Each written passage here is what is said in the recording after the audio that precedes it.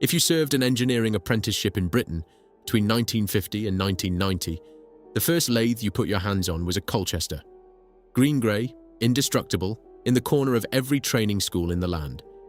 At its peak, Colchester turned out 150 lathes a week from a single Essex works, the largest lathe manufacturer in Europe. In 1968, it won the Queen's Award for export. It survived the Depression, when most of the firms around it went under. It survived 2 world wars, making the lathes that made the shell cases and the wing spars. It survived the 3-day week, the oil shocks, and the industrial unrest of the 70s. And then, after 105 years of making lathes in Essex, the works closed. The Hythe sounded for the last time. How does a company that survived all of that built the lathes Britain learned on, simply stop making them? Chapter 1. The lathe in every workshop. If you served an engineering apprenticeship in this country between roughly 1950 and 1990, you put your hands on a Colchester Student.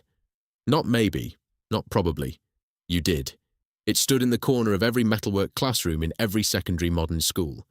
It anchored every company training school from Coventry to Clydeside. It was the first lathe a generation of British toolmakers, fitters, and machinists ever touched. The green-grey machine on which they learned to face a workpiece, cut a thread, hold tolerances measured in thousandths of an inch. The Student wasn't glamorous. It wasn't the largest lathe in Britain, nor the most precise. What it was reliable. And it was everywhere. The makers themselves later put a number on it. Across the working life of the company and its sister brand Harrison, around 1 million conventional lathes left their factories. Roughly 100,000 of those are still in service today. Half of them, in training schools. There is, somewhere in the Midlands at this moment, a 16-year-old apprentice working on a Colchester that was built before his grandfather was born. To find the place these machines came from, you would go to the Hythe on the River Colne in Essex. There was a works there, a low industrial sprawl of brick and corrugated steel, set among the warehouses and gas holders of the old quayside. In 1968, it turned out 150 lathes a week. In that same year, it won the Queen's Award for export achievement. It was, depending on which trade journal you read, either the largest dedicated lathe manufacturer in Europe or one of 2 competitors for the title. The Hythe works is gone now. It closed in 1992. The ground it stood on is a Tesco superstore, Tesco Hythe, with its car park and its trolley bays and its delivery vans turning into a service road that crosses the line of what used to be the assembly bay. Across the road, Gamut Bearings, which once belonged to the same corporate family, still casts precision spindle bearings. It is the last working remnant of the engineering quarter that filled this riverbank for 100 years. This is the story of how a London machinery dealer's son built the most British of industrial empires on a stretch of Essex riverbank, and of how, a century later, the conglomerate that came to own it concluded, formally and in writing, that British workers could no longer competitively cut metal. His name was John Ernest Cohen. Everyone called him Jack. Chapter 2. The Man from Hampstead. Jack Cohen was born in Southwark in 1874, the son of Isaac Cohen, a man whose trade was the buying and selling of second-hand machinery. The Cohens were Londoners. Jack's adult life would be lived in Hampstead. He would die in Bournemouth in 1949, far from the riverbank where the lathes that carried his city's name were built. He had inherited from his father a particular sort of business mind. Isaac Cohen dealt in machines the way other men dealt in tea or timber. The trade required a working knowledge of every type of industrial equipment in late Victorian Britain. The steam engines, the boilers, the presses, the lathes. You bought from the bankruptcies and the foundry closures, and you sold on to the small workshops and the colonial markets that couldn't afford new. It was an education in what worked and what didn't, in why one machine sold quickly and another sat unmoved on the factory floor for years. The business that would become Colchester Lathes was founded by Jack Cohen in 1887, when he was 13 years old.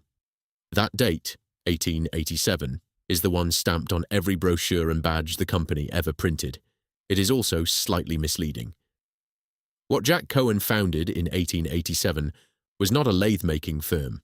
It was a continuation of his father's trade, a machinery-dealing business working out of London, sending consignments to wherever industrial Britain needed them. The lathes came later, 20 years later. The pivot from dealing to making happened slowly, in the way that most British engineering firms began, by accident, by necessity, and by spotting a gap in the market. Around 1907, perhaps 1908, Jack Cohen began having lathes built to his own design. The first machines were 3.5-inch flatbed engine lathes, closely modelled on a Drummond. They were small, they were modestly priced, and they did not, at first, even carry the Cohen name. The first Colchester lathes were sold unbadged or under other companies' brand names, Alfred Herbert's, Brown Brothers, the IXL label. They appeared in Alfred Herbert's 1909 small tool catalogue at £18 apiece. There is something quietly poignant in this.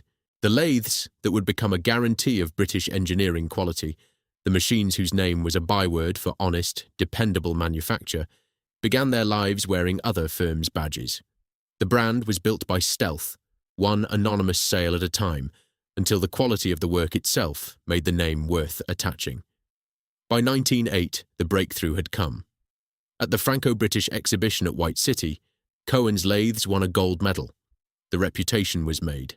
The Colchester name began to mean something in the trade press, and orders began arriving at the Essex works direct, no longer through middlemen.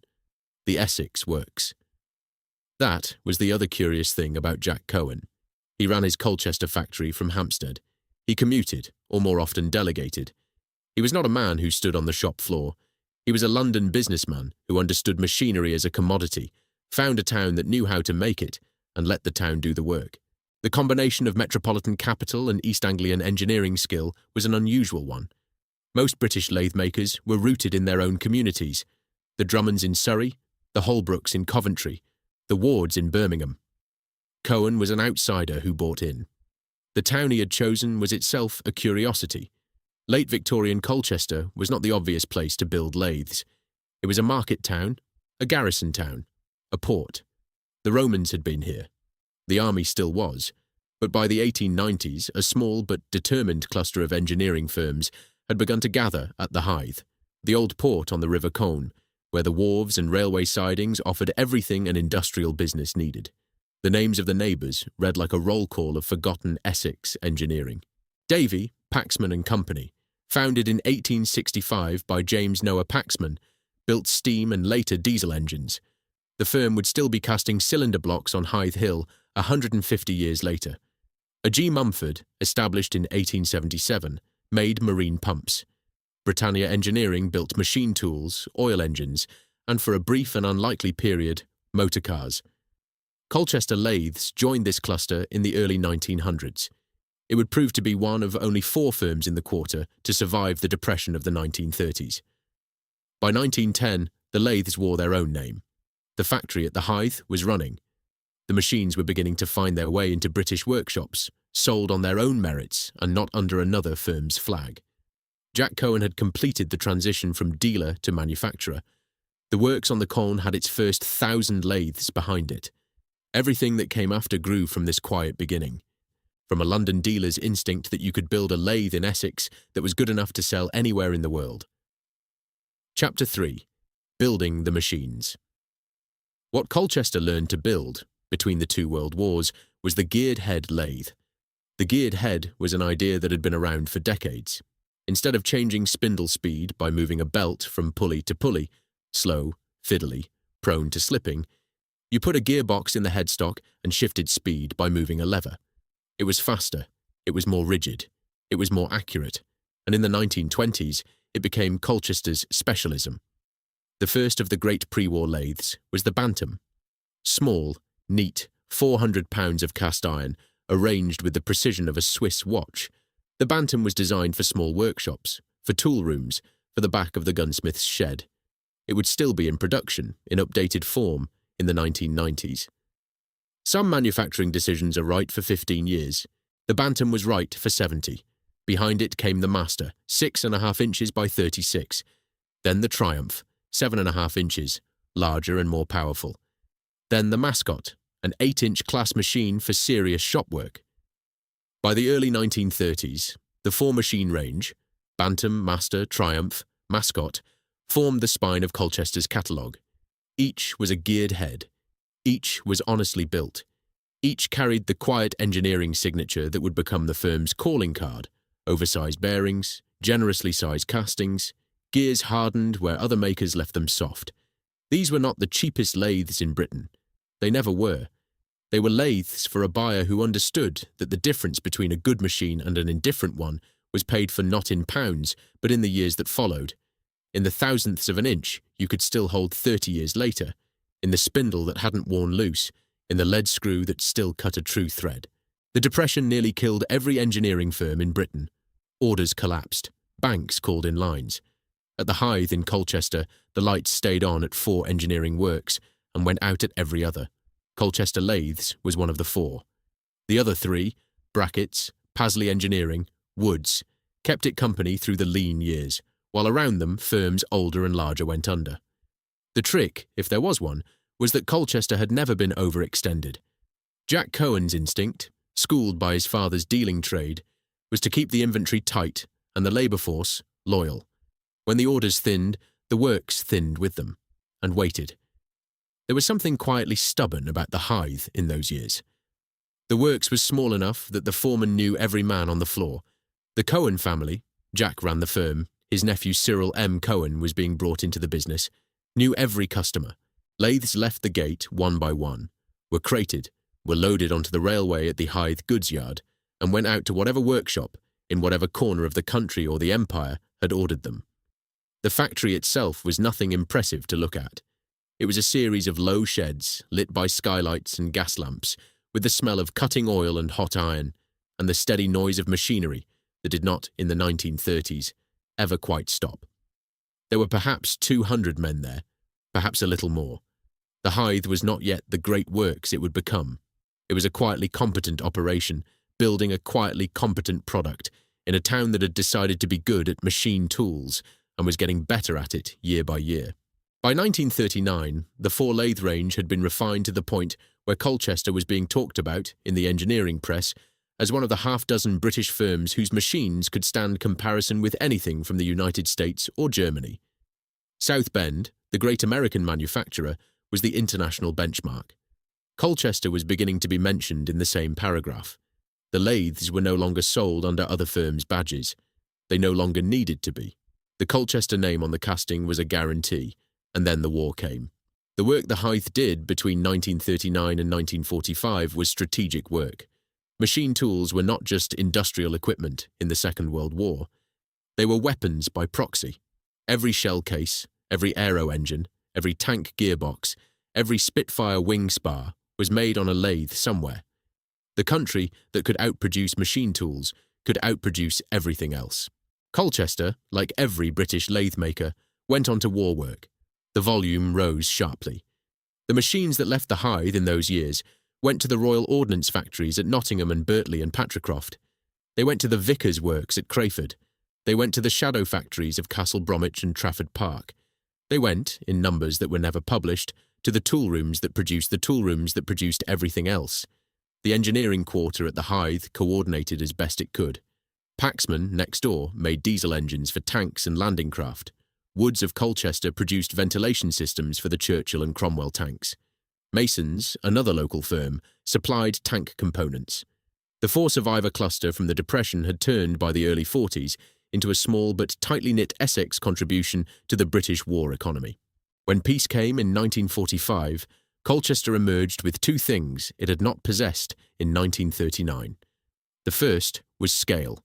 The works was bigger, the workforce larger, the production methods more industrial than craft. The second was a reputation in markets it had never reached before. The lathes the British Army had taken with it to North Africa and Italy and Burma had been Colchester's.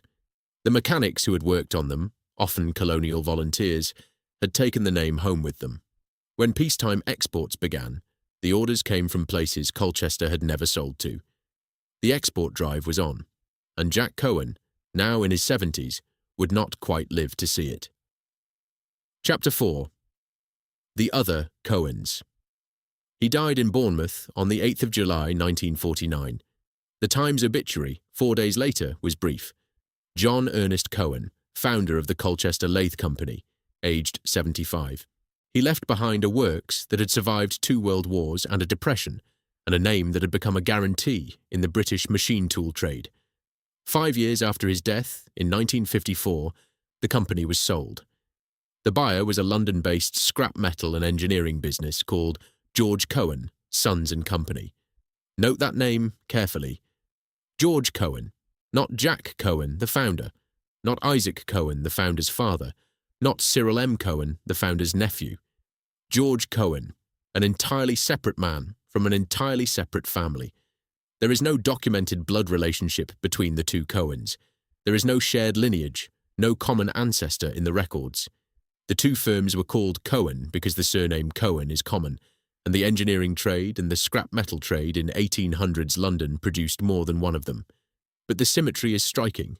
The company that Jack Cohen had founded in 1887 was now owned, from 1954 onward, by a company that George Henry Cohen had founded in 1834. The Cohen who built lathes had sold to the Cohen who scrapped them.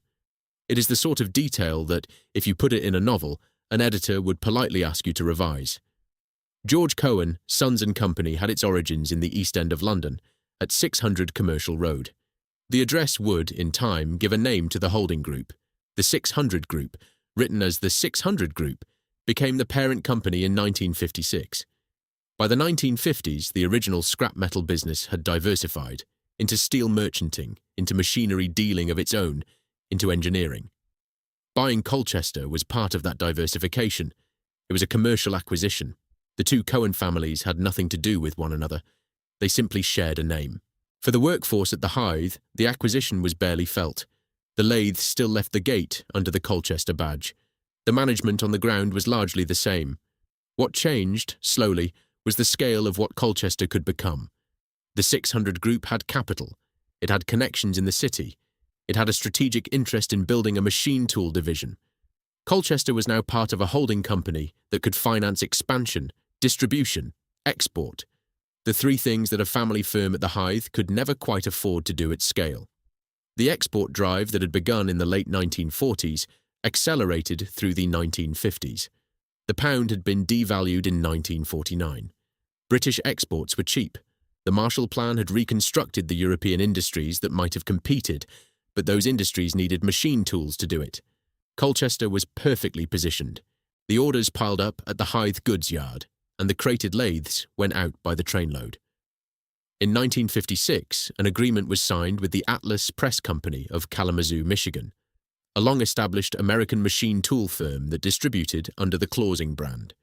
From that year onward, Colchester Lathes sold in the United States, and Canada carried two names. They were Clausing Colchesters. The same machine that an apprentice in Sheffield was learning to use was being installed in tool rooms in Detroit and Toronto. A Colchester master in Birmingham and a Clausing 13-inch in Chicago were, beneath the paint, the same lathe. The Australian arrangement was different. To win government contracts in Canberra, Colchester licensed local assembly. Australian content rules meant that an imported British lathe could not always be sold to an Australian state railway or shipyard, but a lathe assembled in Sydney from imported parts could. The licence was granted. The lathes were assembled. The badge said, Colchester. The work was Australian. It was the sort of practical compromise that British exporters were learning to make in the post-imperial decade. By the mid-1950s then, Colchester had become a different kind of firm. It was no longer the small family business that Jack Cohen had run from Hampstead. It was a subsidiary of a London holding company, with American distribution, Australian licensees, and a growing export book that reached into Africa, South America, and the surviving corners of the empire. The 600 Group's annual reports began to mention Colchester as one of the jewels of its engineering portfolio. And at the Hythe, the works was growing. New buildings were going up. Old sheds were being demolished. The flowline production system that would, within a decade, make Colchester the largest dedicated lathe manufacturer in Europe was being designed and laid out. The drawings for what would become the Student lathe, the machine that would put the Colchester name into every British training school, were being finalised. The next 10 years would be the golden ones. Everyone at the Hythe could feel them coming. Chapter 5. The Apprentice Generation. To stand inside the Colchester Works at the Hythe in 1960, you would first have to find it. The works was tucked into the riverside industrial sprawl, alongside Paxman, alongside Mumford, alongside the gas holders and the timber yards and the railway sidings of the old port. The site was unimpressive from the outside. Low brick walls, a modest gate, a board on the wall reading Colchester Lathe Company Limited. You would not have guessed, from the street, that what lay beyond the gate was the largest concentration of lathe production anywhere in Europe. Inside, the layout was unlike anything else in the British machine tool trade. The 600 Group's capital, channeled through the works in the late 50s, had built something that looked more like an American car plant than a British engineering shop. The production area was organised around 2 moving floors, each 300 feet long, on which lathes travelled through assembly the way Ford bodies travelled through Dagenham. Castings entered at one end. Finished, painted, tested lathes left at the other. The cycle from raw iron to crated machine was measured in days, not weeks.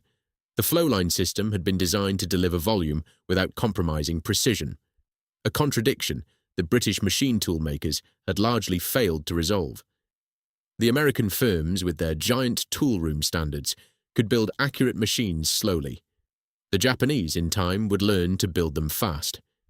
Colchester, in the late 50s and through the 60s, attempted both. The lathes left the line in batches.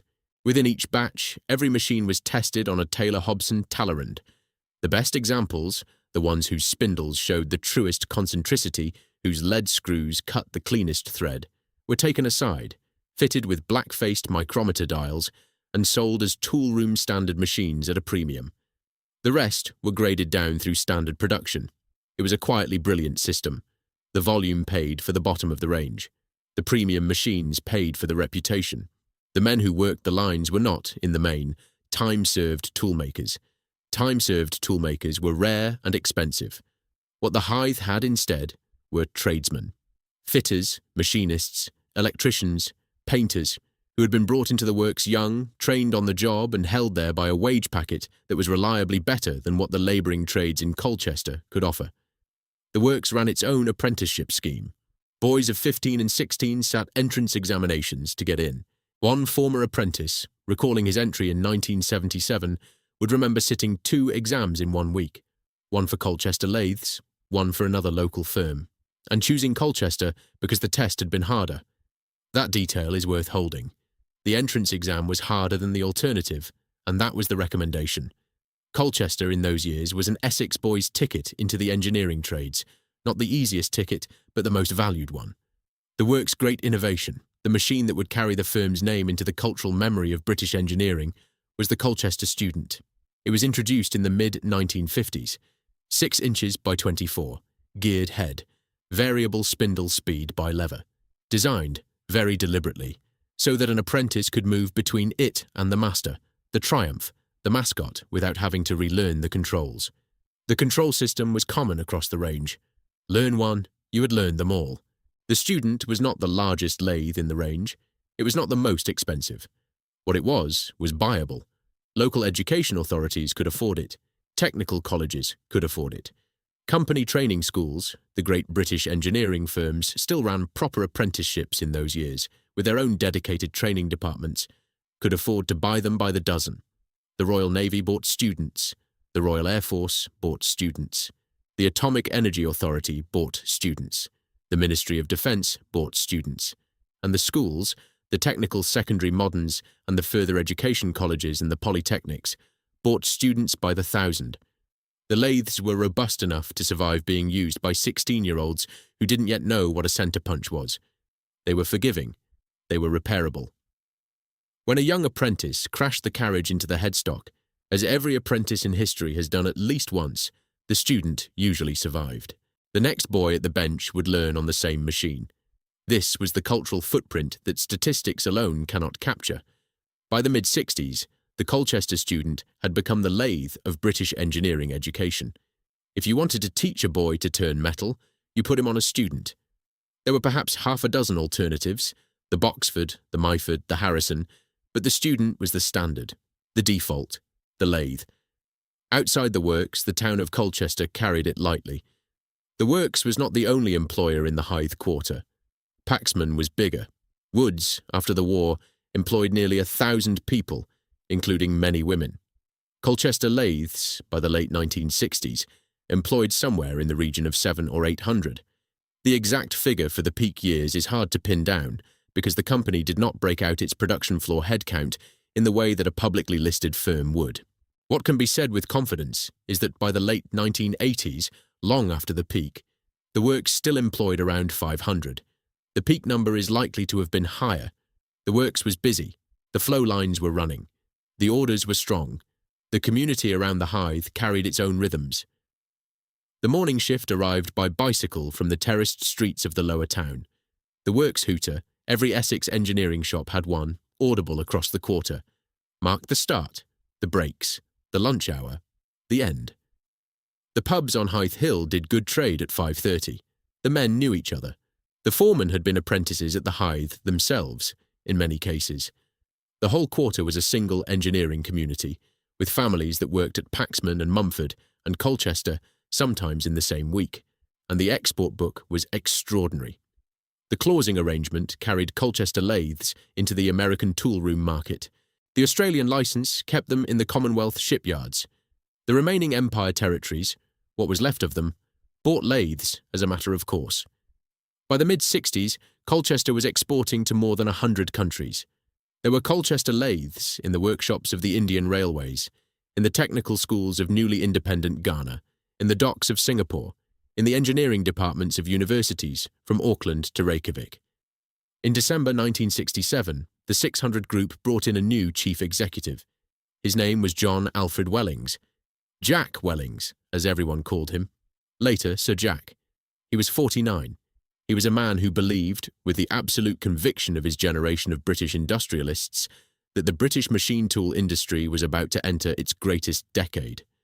For Colchester Lathes, the greatest decade was a single year away. Chapter 6. The Summit. 1968 was the year everything came together. The flow lines at the Hythe were producing 150 lathes a week. 150. Read it twice. That is more than 7,500 finished lathes a year, leaving a single works in a single town in Essex. Some weeks the figure was higher. The factory at the peak of its capacity was the largest dedicated lathe-making operation anywhere in Europe, and arguably the most efficient anywhere in the world. In February of that year, the first production model of a new lathe left the line. It was called the Triumph 2000. It was a redesign of the existing Triumph. Same family of machines, but with new styling, new controls, new ergonomics. The square-fronted casting, the colour-coded lever clusters, the modern dial layout. The Triumph 2000 looked, even today, like a serious piece of industrial design. The Engineer magazine, in its issue of the 12th of April 1968, called it a revolution in styling and specification. The Science Museum would later acquire one for its collection. In the autumn of that year, an official letter arrived at the Hythe. It came from Buckingham Palace. The Colchester Lathe Company was to be a recipient of the Queen's Award to Industry for Export Achievement. The Queen's Award was a serious thing in 1968. It was 3 years old. The scheme had been founded in 1965, and it represented, in the official rhetoric of the Wilson government, the national recognition of those firms that were carrying Britain's export economy. To receive the award meant your products were flying the flag overseas. It meant your firm was contributing to the balance of payments. It meant, in plain language, that the country was proud of you. Colchester received it. The badge was added to the works letterhead. The flag was raised at the Hythe. Sir Jack Wellings, knighted in 1975 for services to export, wrote in the 600 Group Annual Report that the British machine tool industry could match anything in the world. He believed it. There was no reason, in 1968, to doubt him. This was the summit, the highest point, the year in which the company that Jack Cohen had begun in a London dealing yard, that had survived 2 world wars and a depression, that had been absorbed by an unrelated Cohen family, and reborn as the production powerhouse of European lathe-making. This was the year that everything that had been promised was being delivered. 150 lathes a week, a Queen's Award, a new flagship model, export markets in more than 100 countries, a workforce running into the high hundreds with an apprenticeship scheme that drew the best engineering boys in Essex. A reputation in the British and the American and the Commonwealth trades, that was a guarantee. And a confidence. Quiet, English, unannounced, that the next 10 years would be better than the last. There is a particular kind of pain in looking at the photographs from that year. The works in 1968, the new Triumph 2000 on its plinth at the trade show, Sir Jack Wellings smiling, the Queen's Award certificate in his hands, the apprentices in their overalls, the older men beside them, the foremen with their tape measures, the clerks in the office. Everyone here knew what they were doing. Everyone here believed that what they were doing mattered, and everyone here was wrong about how long it would last. Because somewhere in the engineering offices of Yamazaki Mazak, in Aichi Prefecture, and at Morisaki in Nara, and at Okuma in Aichi, somewhere in 3 Japanese cities that Colchester men had probably never heard of, engineers were working on a different kind of lathe. A lathe controlled not by a man with a tape measure and a micrometer, but by a punched paper tape, and shortly afterward by a computer. A lathe that did not need a time-served toolmaker to operate it. A lathe that could be run accurately by a machine minder with 2 weeks' training. The technology was called numerical control. It would, within 15 years, render the geared head manual lathe obsolete for serious production work. The Hythe works did not yet know. The flow lines kept moving. The 150 lathes a week kept rolling out of the gate. The trains kept carrying Colchester crates to Felixstowe and Tilbury, and the ships kept carrying them to 100 countries. It was 1968. The Queen's Award was on the wall. The Triumph 2000 was in the catalogue. The Student was in every training school in Britain. And somewhere, in a small workshop in Nagoya, someone was wiring up a FANUC controller. Chapter 7. The Crack in the Casting. The first signs were not visible at the Hythe. They were visible in trade journals that the men on the shop floor did not read. They were visible in market share data that the foreman did not see. They were visible in Hansard, where in December 1971, the House of Commons debated the British machine tool industry, and a backbench MP quoted figures that ought to have stopped the room cold. In 1961, he noted, there had been 1.25 million machine tools in service in British factories. By 1971, there were 1 million. 4 out of every 5 British machine tools were now more than 5 years old. In West Germany, the figure was 1 in 3. In Japan, 1 in 2. The British engineering industry, in other words, was running on old equipment. The lathes were old. The mills were old. The presses were old. And nobody, not the owners, not the unions, not the banks, not the government, was investing in replacement at the rate that the foreign competition was investing. This was the deeper context. The slow rot underneath the bright surface of the Queen's Award and the 150 lathes a week. Colchester was making lathes, but the British factories that should have been buying them were no longer doing so. The home market was aging and underinvested. The export book held the works up. And then, from the late 1960s onward, 2 things changed at once. The first was the rise of the numerically controlled lathe. The technology had been invented in America in the 1950s at MIT, working on US Air Force contracts. By the mid-60s, the early commercial machines existed. By the early 70s, they were beginning to appear in serious tool rooms. The principle was simple. The cutting path of the tool was no longer guided by a man with hand wheels. It was guided by a punched paper tape, and then by a computer. The skill that had taken an apprentice 5 years to acquire, the feel of the workpiece, the judgment of the cut, could now be programmed once and repeated by a machine minder. The Japanese understood this faster than anyone else. Yamazaki Mazak, founded in 1919, had spent the post-war decades building conventional machine tools. In the late 60s, it began to invest seriously in numerical control. So did Morisaki, founded in 1948. So did Okuma, the third member of the Japanese triumvirate that would, within 15 years, take the global market away from the British and the Americans. The second change was the arrival of Taiwan. Through the 70s and into the 80s, a deep machine tool supply chain grew up in central Taiwan, around Taichung. The Taiwanese makers built copies of established Western designs, including, openly and without license, copies of Colchester Lathes. The BIE brand of Taiwanese-built Colchester clones appeared in third-world markets. The price was lower. The quality at first was lower too, but the gap closed steadily. At the Hythe, the senior men knew. Sir Jack Wellings, in his memoir of the 600 Group, would later acknowledge that the warning signs had been visible by the early 70s. The trouble was that admitting them meant retooling the works for CNC, and CNC required a kind of capital investment, that the 600 Group, with its diversified portfolio of cranes and bearings and scrap metal and machinery dealing, was not inclined to put into a single division. The 600 Group itself had become a different sort of company by the late 70s. The scrap metal trade had given way to a holding company structure with interests across British engineering. Jones Cranes, Gamut Bearings, Pratt Bernard, the work-holding firm, Electrox Lasers, a joint venture with Fanuc on industrial robotics, signed in 1982. The machine tool division was one revenue line among many.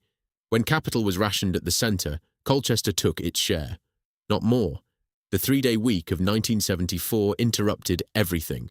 The oil shock, the sterling crisis, the industrial relations of the mid-70s, with national strikes and the rising unease about Britain's place in the post-war settlement.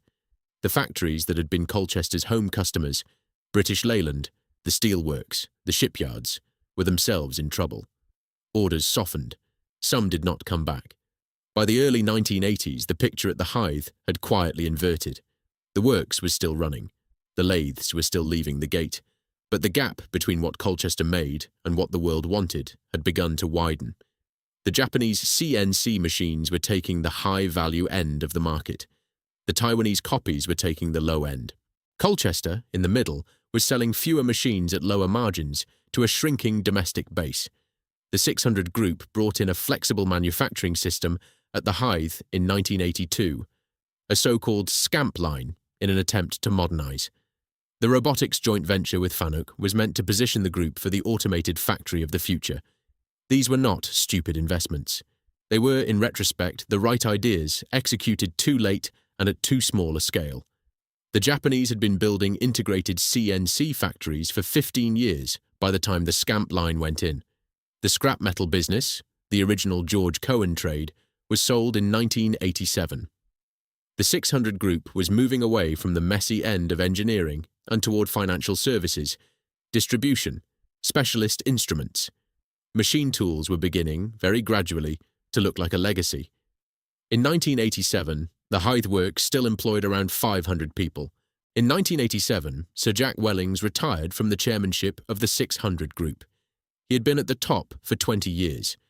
The man who had taken the Queen's Award in 1968 handed over a company whose machine tool division was now, quietly and unmistakably, in decline.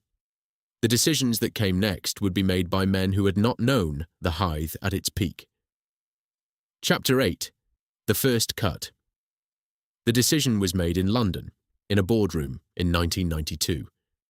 The Victoria County History of Essex, in its account of the industrial quarter at the Hythe, records the closure in a single dry sentence.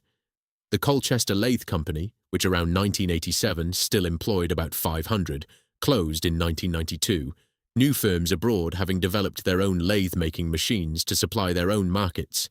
That sentence contains a whole world.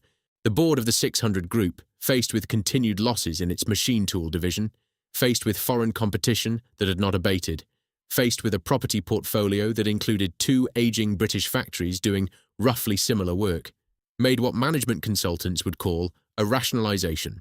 The Colchester Lathe Company and T.S. Harrison & Sons, the Yorkshire firm that had built lathes at Heckmanwike since the 1860s, were to be merged. There would be one factory. There would be one workforce. The factory would not be at the Hythe. The reasoning, as it would later be articulated in 600 Group filings, was straightforward. Heckmanwike had more modern facilities. Heckmanwike had a longer lease. Heckmanwike was in West Yorkshire, where labour costs were marginally lower than in the southeast, and where the surrounding engineering trade was deeper. The Hythe was to close. 500 people. 105 years of lathe-making in Essex. The announcement came. The redundancy notices followed. The local press, the Colchester Gazette, the Essex County Standard, covered it. The local MP made the appropriate statements. The town absorbed the news the way industrial towns absorb such news, with a mixture of resignation and disbelief, because everyone had half expected it for years, and yet nobody had quite believed it would actually happen. It happened. The works ran on through the early months of 1992, finishing the orders in the book, training the few staff who would transfer north to Heckmanwike, packing the patterns and the tooling and the technical archives into crates. The flow lines slowed. The big machine bays emptied. The last batch of lathes was assembled, tested, painted, crated. The last batch went out by lorry, not train. The railway sidings at the Hythe had closed years before. There was no ceremony. There would be no plaque. In the final weeks, the men knew each other in the way that men know each other after 20 or 30 years of working in the same building. They knew whose father had been on the line in 1945. They knew whose son had been an apprentice in 1976. They knew the foreman who had sat the entrance exam the same week, in 1961, that the new flow lines went in. They knew which pub they would meet in afterwards. They knew which of them had a job to go to, and which did not. A skilled toolmaker in his 50s in Essex in 1992 did not have an easy market. The works closed. The flow lines stopped. The hooter sounded for the last time. What happened to the building in those first months after closure is not well documented. The site was secured. The roof was maintained. The 600 Group held it on its books as a property asset, awaiting redevelopment. The patterns and the technical archives that had been crated up were partly transferred to Heckmondwike, and partly, as enthusiast collectors would later discover, sold off in lots that turned up at engineering auctions across the southeast. Some of the older lathes from the work's own internal shop, the toolroom machines that had built the machines, went to private buyers. A Colchester master, used for 30 years in the firm's own toolroom, would fetch more at auction than a comparable machine from any other source. The provenance was the value. The men dispersed. Some went to Paxman, next door, who would themselves close in 2020 under new ownership, ending 155 years of Colchester engine making in a single afternoon. Some went to other engineering firms in Essex and East London. Some retrained. Some retired early. Some, in the way of 50-year-old skilled men whose trade is gone, did not work again. The merged firm at Heckmondwike took the new name 600 Lathes. The Colchester badge stayed on the lathes themselves. The brand was too valuable to abandon. To an apprentice in Liverpool in 1993, opening the door of his college workshop, the Colchester Student on the bench looked the same as it always had. The casting still said Colchester. The dials still turned the same way. The lead screw still cut the same thread. But the lathe had not been made in Colchester. It had been made in Heckmondwike, and it would never again be made in Colchester. 105 years, from the dealer's yard in Hampstead, through Jack Cohen's first geared head machines, through the Depression and 2 World Wars and the post-war export boom, through the Queen's Award and the 150 lathes a week, to a quiet closure in a recession year, with 500 Essex men sent home for the last time and a building locked behind a chain-link fence on the Colne. The works that had taught a generation of British engineers to cut metal stopped cutting it. Chapter 9. Made in China. Heckmondwike kept going. For 13 years it kept going, building Colchester and Harrison lathes for a market that was shrinking faster than the works could shrink. By the early 2000s, the picture had darkened again. The CNC business was holding up, but the manual lathe business, the Student, the Master, the Triumph, the Bantam, the machines that had built the firm, was being squeezed flat. Taiwan was now building Colchester clone lathes that sold at the lower end of the market for prices Heckmondwike could not approach. The Indian and Chinese machine tool industries were emerging, building their own manuals at costs that were, by Western standards, simply impossible to match.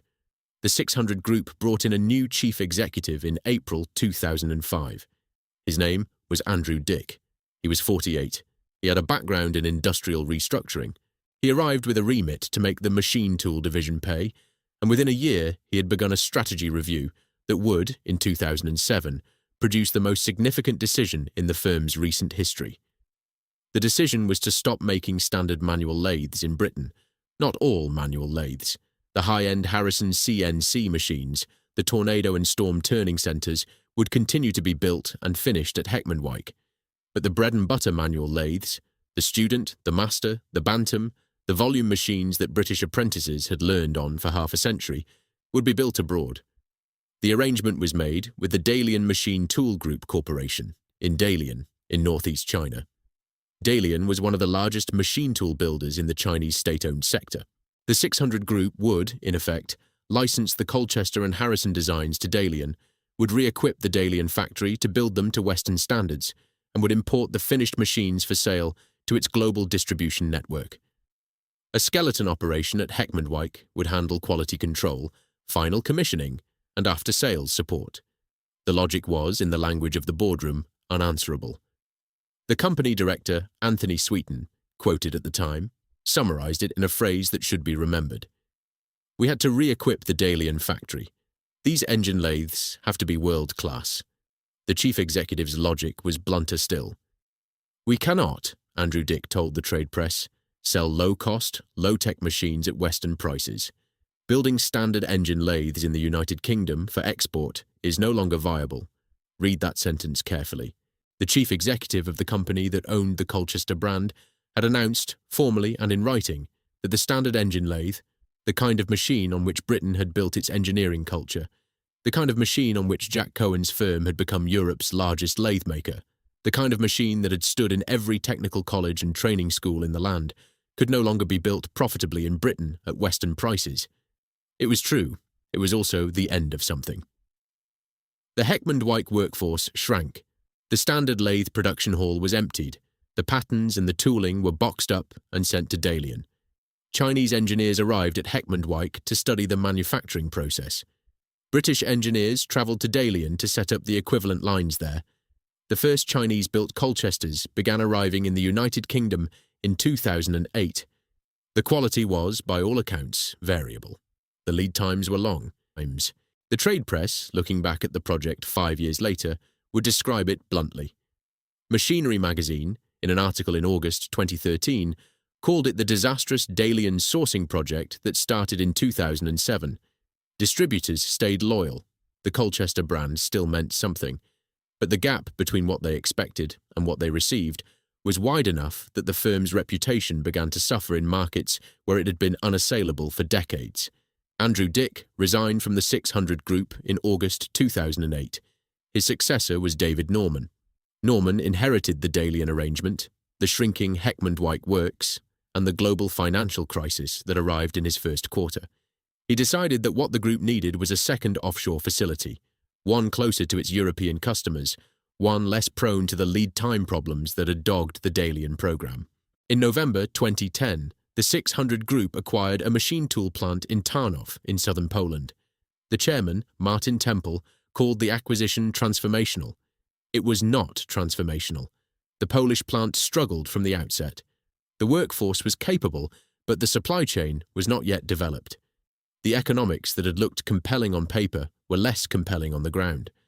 By the end of 2011, the 600 Group was reporting losses of nearly £15 million. David Norman left in March 2012. His successor, Nigel Rogers, conducted another strategy review and, in August 2012, closed the Polish plant. The Tarnów venture had lasted less than 2 years. The group head office, meanwhile, had been moved from Leeds to Heckmond-Wyke, a small reorganisation that meant the corporate centre and the manufacturing centre were now in the same building. The workforce at the works had been cut to around 80 people. From the 500 who had walked through the Hythe gates in 1987, the British end of the operation had been reduced, in 25 years, to less than 1/5. Rogers's turnaround was, on its own terms, a success. The group returned to profit. The lathe sourcing was shifted away from China toward Taiwan, where the supply chain was more mature and the quality more reliable.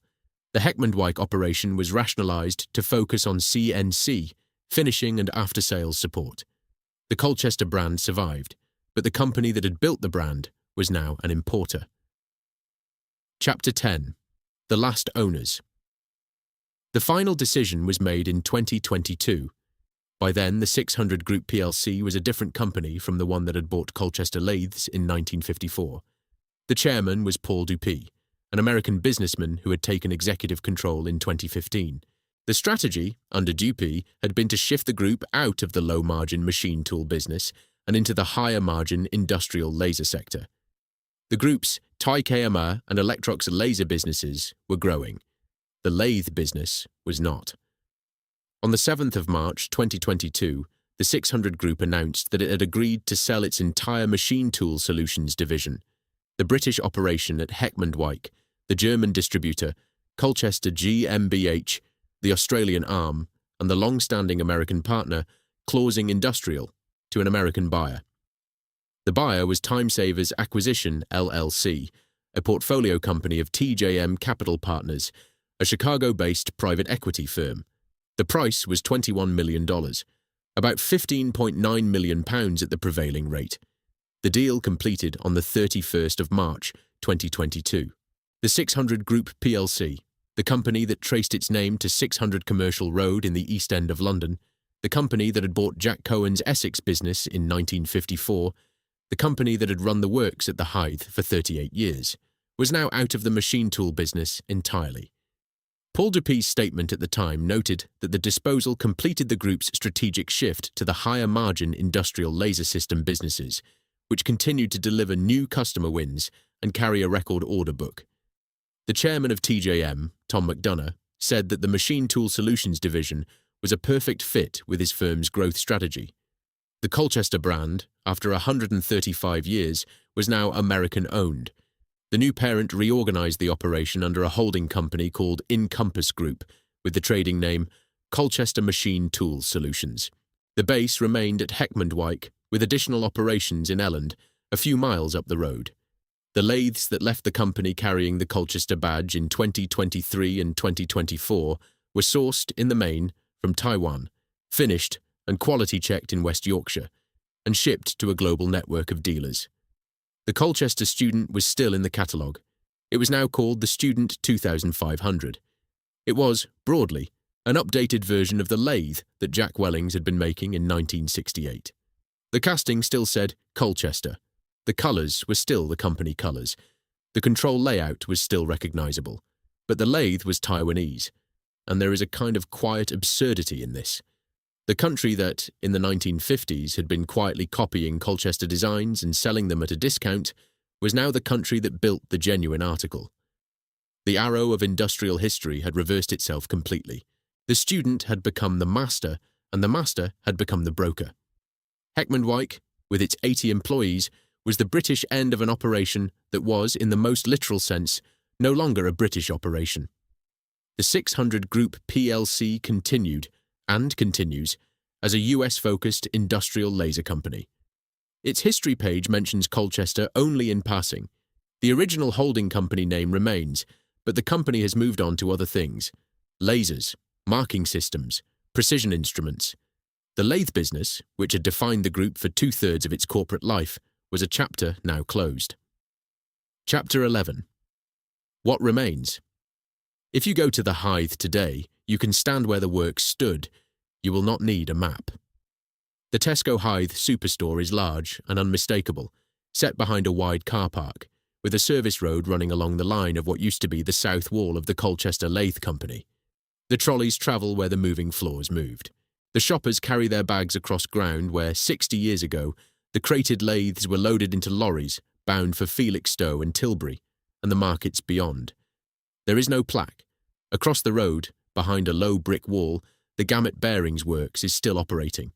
It belongs now to other owners, but the building is the same building it was when Gamut was part of the 600 Group family, when the precision spindle bearings cast there went into the lathes built 300 yards away. A truck pulls into the Gamut yard most days. The casting work continues. The last working remnant of the engineering quarter still works. Quietly, while across the road the supermarket runs its day. Walk a little further up Hythe Hill. The Paxman Works closed in 2021. The site is being redeveloped. Woods, Mumfords, Britannia, Masons, all gone, decades ago. The quarter that had 4 engineering survivors in the 1930s has, in 2026, the one. The river runs the same way it ran in the 1890s. The wharves are pleasure moorings. The goods sidings are housing. Of the lathes themselves, perhaps 100,000 are still working somewhere in the world. Half of them are in training schools, where they continue to do the work they were designed for, teaching boys, and now girls, how to cut metal. The Colchester Student in a college workshop in the West Midlands this morning is probably 40 years old. It will probably outlast the building it stands in. It will certainly outlast the company that built it. The owners' clubs keep the older machines running. The Colchester Lathe Company Memories group on Facebook collects the photographs, the badge details, the recollections of men who worked at the Hythe. The Colchester Lathe.groups.io, community trades, parts and advice. The Science Museum holds a Triumph 2000. Someone, somewhere is restoring a 1956 student in a garage at this moment. What was lost was not the lathes. The lathes are still there. The lathes will be there for another 50 years, possibly longer. What was lost was the making, the hands that knew how to build a lathe to that standard, in that town, in that quarter, for that price. The apprenticeship that brought a 16-year-old in through the gate and turned him, by his early 20s, into a man who could hold 1,000th of an inch by feel. The community that ran from the Hythe terraces to the works Hythe and back again, 6 days a week, for 100 years. That is gone. It went, not in a single bankruptcy, but in a long retreat. The closure of 1992, the Dalian arrangement of 2007, the Polish venture and its collapse, the shift to Taiwan, the sale to TJM in 2022. Each decision, taken on its own, made a kind of corporate sense. Each decision, looked at by itself, was defensible. Each decision moved the work a little further from the hands that knew how to do it. Not through one catastrophe, through 130 years of patient making and 30 years of patient unmaking, until the last of the patterns went into a crate and the gate at the Hythe was locked for the last time. The lathe that taught Britain how to cut metal is now built in Taiwan. The works that built it is a supermarket. The town that made it goes about its days. And somewhere in a training school in the Midlands, an apprentice is leaning over a Colchester student, learning to face a workpiece, and his hands are doing exactly what hands at the Hythe in 1968 knew they would, one day, somewhere, still be doing. That much remains. Much.